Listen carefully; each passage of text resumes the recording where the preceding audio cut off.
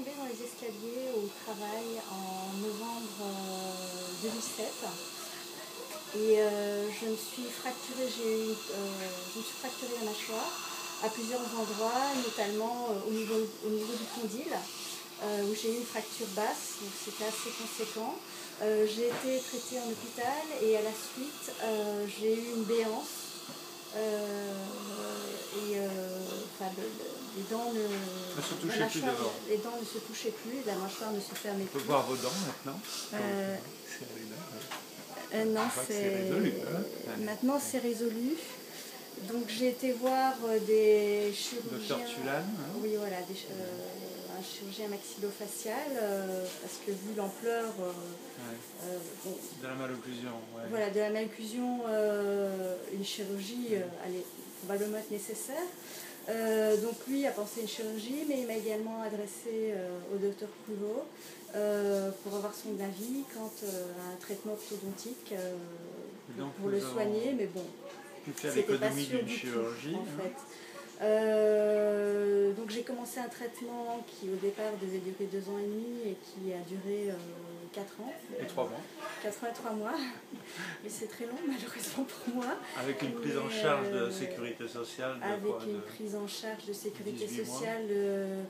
Mais en fait, comme c'était un accident du travail, je tombais sur un régime particulier où c'était pris en charge comme un enfant en fait. Ouais.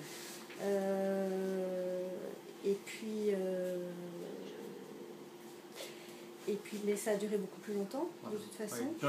Donc il n'a pas été couvert.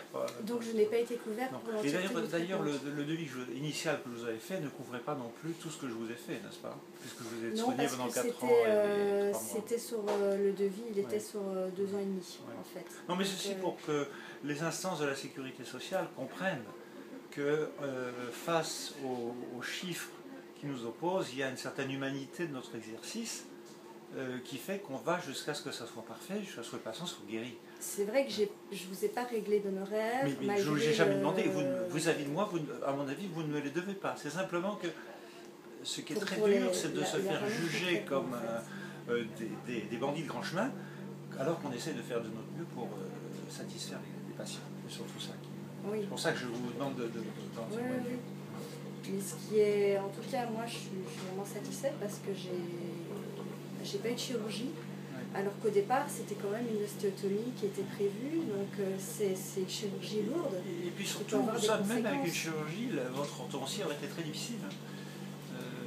En plus de l'orthodontie, donc c'était une orthodontie plus une chirurgie parce qu'on pouvait... Là en fait, alors vous êtes confortable maintenant?